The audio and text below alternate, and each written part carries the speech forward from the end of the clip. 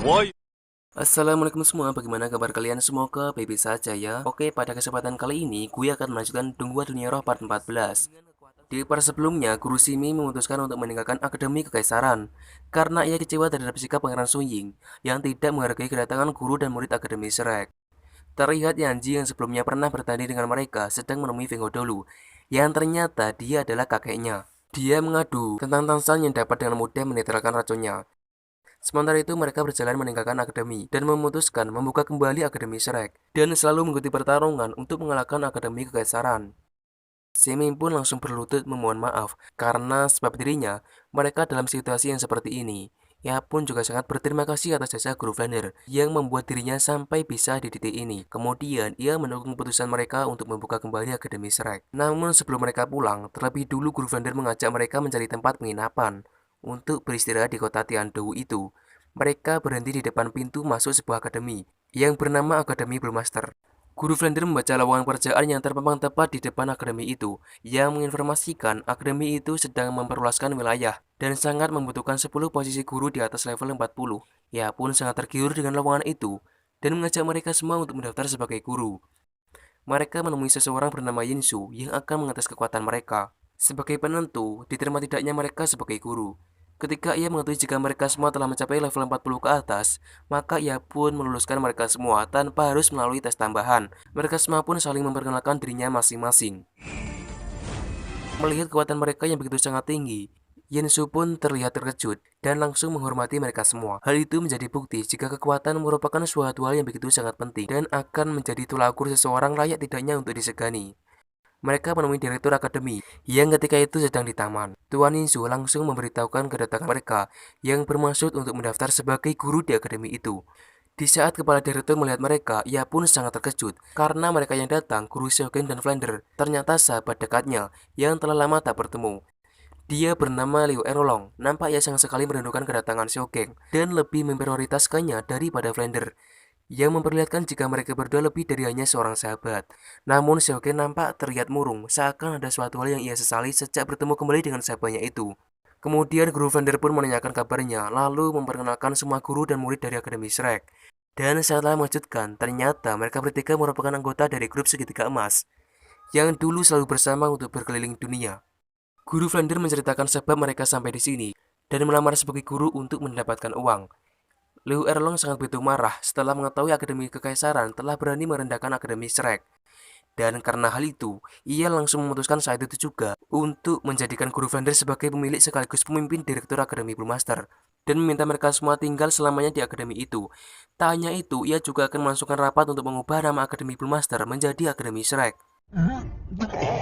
Kemudian Erlong mengajak mereka makan bersama. Namun sampai saat ini, Xiaoqing masih terlihat murung. Ia mengajak Tangshan keluar dan menceritakan sebab dirinya yang kini selalu murung ketika bertemu dengan Erlong. Yang ternyata hal itu karena dirinya pernah mempunyai masalah dengannya dan berlari menjauhinya selama 20 tahun. Masalah itu bermula ketika dirinya masih muda. Kala itu, Xiaoqing merupakan keluarga kerajaan.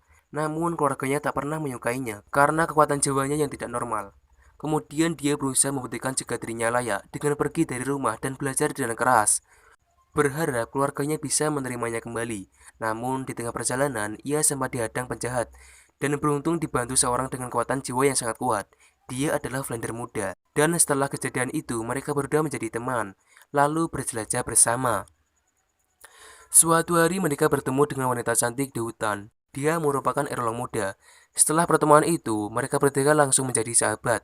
Dan secara bertahap, mereka dikenal sebagai grup tiga di dunia.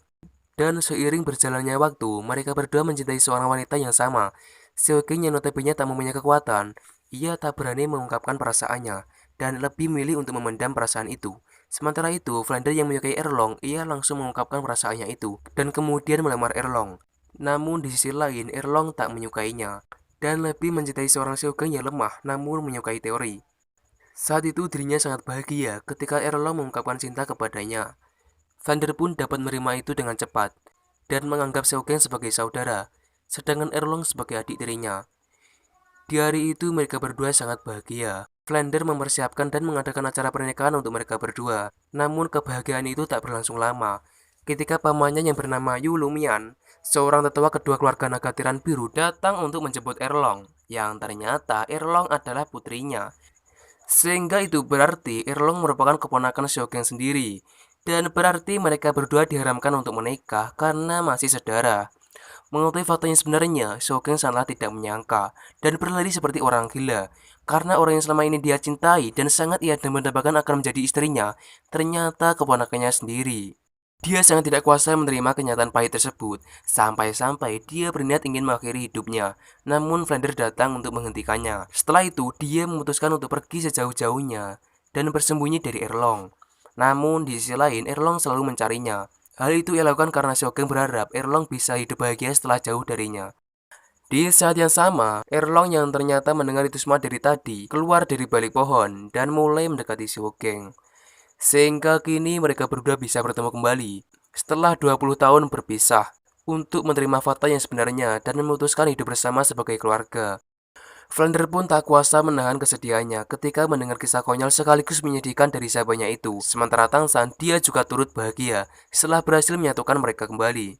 Kemudian dia mulai berjalan memasuki hutan, namun tiba-tiba dia merasakan aura dingin yang menandakan akan adanya suatu bahaya. Dia sangat waspada dan ketika seorang misterius mendekatinya, Tangsan langsung menyerangnya. Namun tiba-tiba dia sudah tersadar di dalam gua yang berisi puluhan ular berbisa. Kemudian datang seorang misterius yang ternyata dia Feng Hao dahulu. Dia mulai menginterogasi Tangsan dan menanyakan cara Tangsan dalam menghentikan racun dari cucunya ketika bertarung di arena Suto. Pertanyaan itu pun bukanlah hal sulit bagi Tangsan karena dia juga sangat ahli di bidang racun.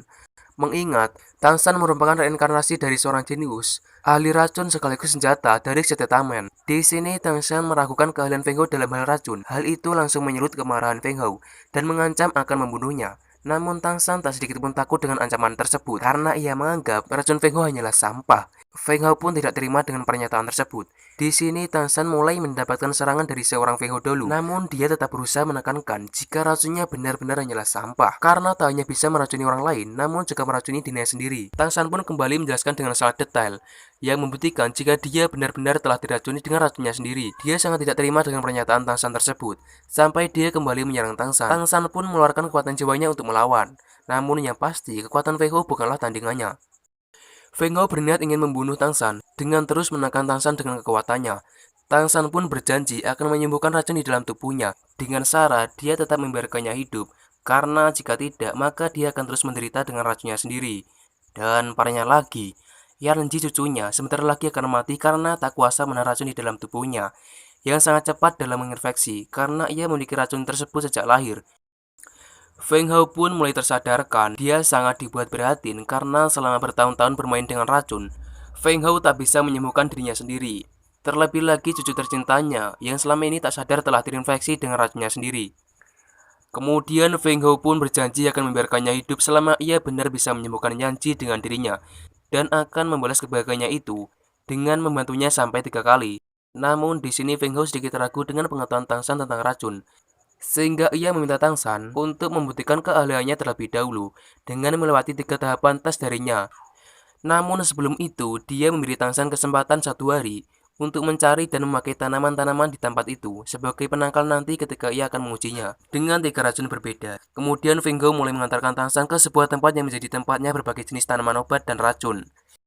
Setibanya mereka ke tempat tersebut, perhatian Tangsan langsung tertuju ke sebuah mata air api dan es, pertemuan antara es paling dingin dengan api paling panas di dunia.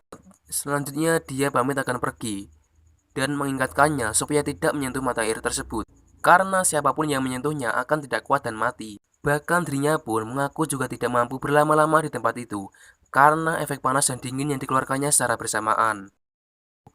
Nampak Tangsan sangatlah bahagia bisa pergi ke tempat seperti itu, karena ia banyak menemukan tanaman-tanaman langka.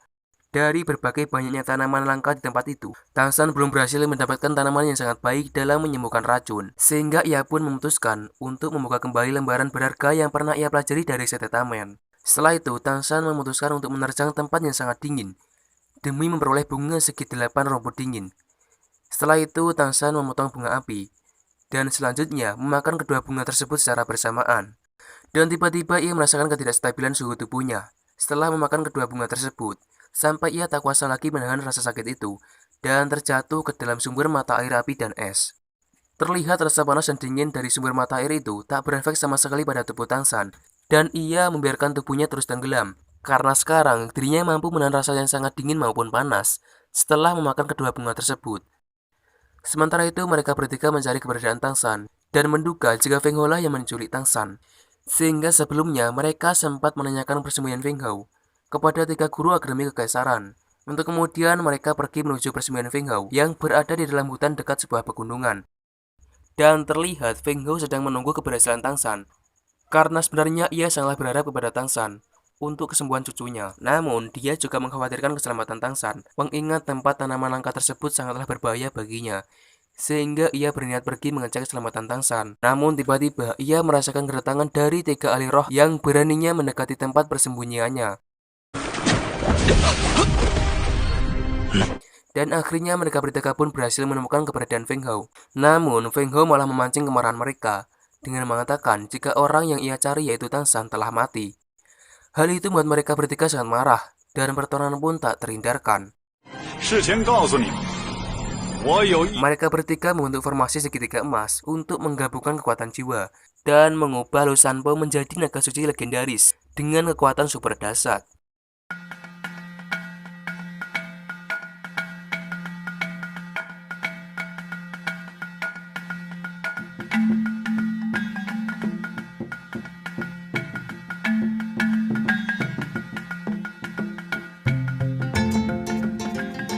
Awalnya pertarungan itu terlihat seimbang, namun serangan mereka membuat Feng Hou lebih bertarung serius. Sampai ia mengeluarkan skill terkuat pandangan Raja Ular Medusa. Menyadari kedahsyatan serangan Feng Hou, Xiao Qing pun mengeluarkan skill tertinggi petir Lu Sanpo. Namun sayangnya, kekuatan tersebut belum sanggup mengimbangi skill dari Raja Sang Ular. Bahkan skill tertinggi yang mereka keluarkan seketika berubah menjadi batu ketika terkena tatapan mata dari Raja Ular milik Feng Hou. Nampak serangan itu sangatlah fatal dan sangat membahayakan keselamatan Lu Sanpo.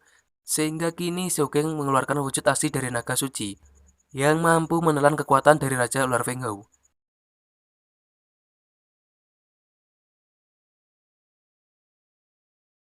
Namun lagi-lagi, keahlian Feng Hou tak dapat mereka lampaui.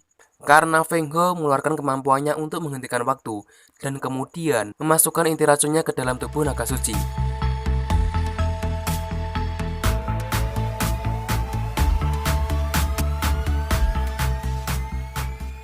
Dan tamatlah sudah, mereka bertiga mengaku kalah dan terancam akan mati di tangan Feng Hou. Terima kasih telah menonton video ini sampai akhir. Jika ada kesalahan kami mohon maaf dan sampai jumpa di video saya selanjutnya.